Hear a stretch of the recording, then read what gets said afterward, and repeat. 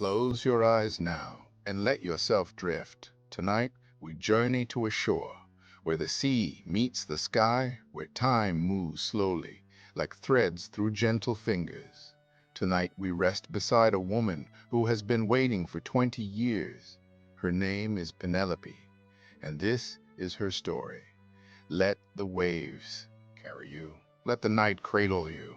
And listen, picture a palace on the edge of the world, on a rocky island called Ithaca, where the wind smells of salt and olive trees and home.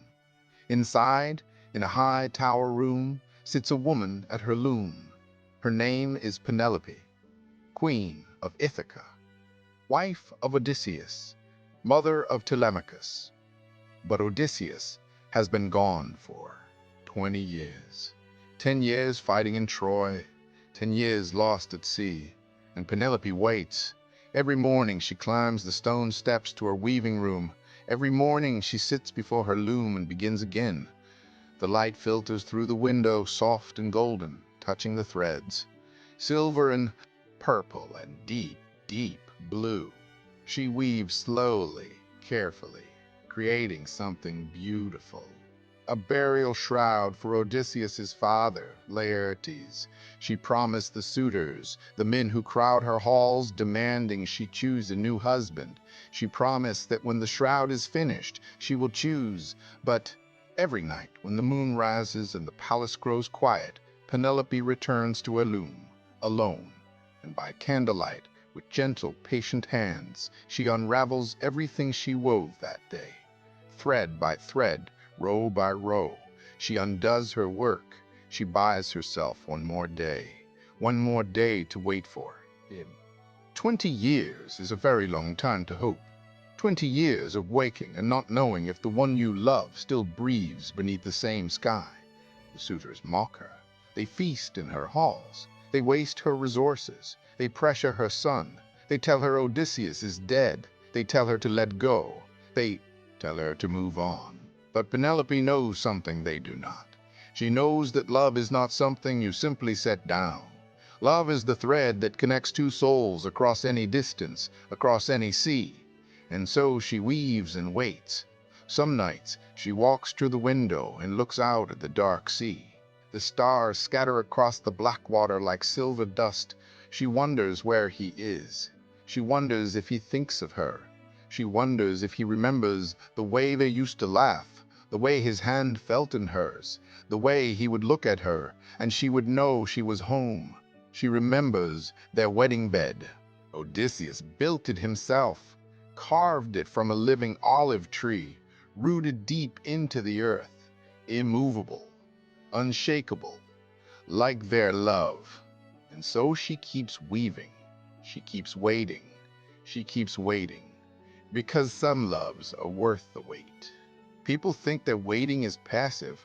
People think that Penelope does nothing, but they don't understand.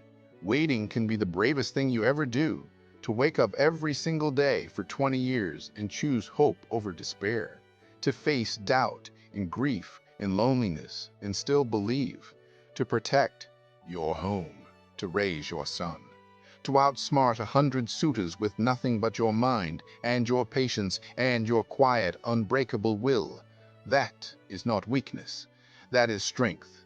Penelope is not a warrior with a sword. She is a warrior with a loom. Every thread she weaves is an act of defiance. Every night she unravels is a battle won.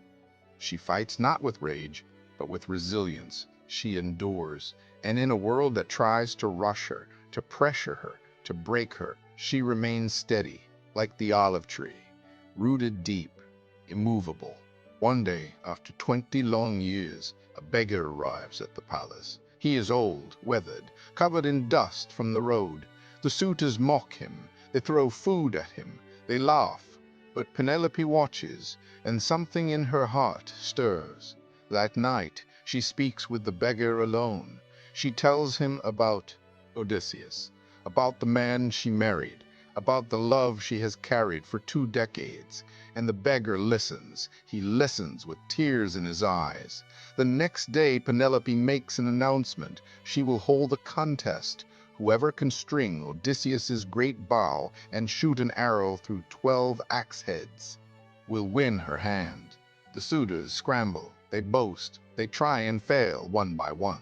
The bow will not bend for them. Then the beggar steps forward.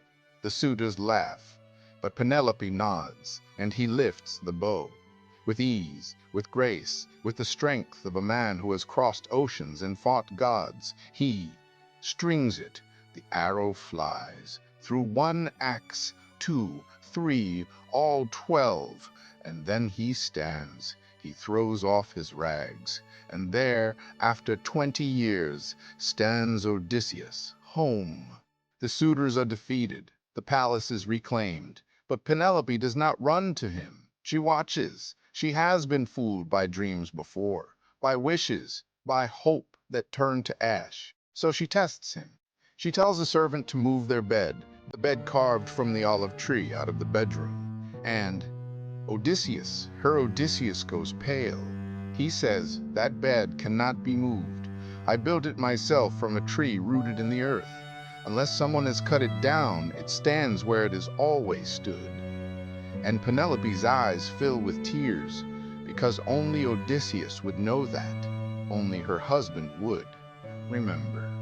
She crosses the room, slowly, carefully, like she is walking through a dream, and she touches his face, his real face, older, scarred, tired. But his, "Is it really you?" she whispers. And he whispers back, "Would you fall in love with me again?" And she smiles. Through her tears, she smiles. "I never stopped," she says. They hold each other as the sun rises over Ithaca. After 20 years, after storms and monsters and gods and wars, they are home, together,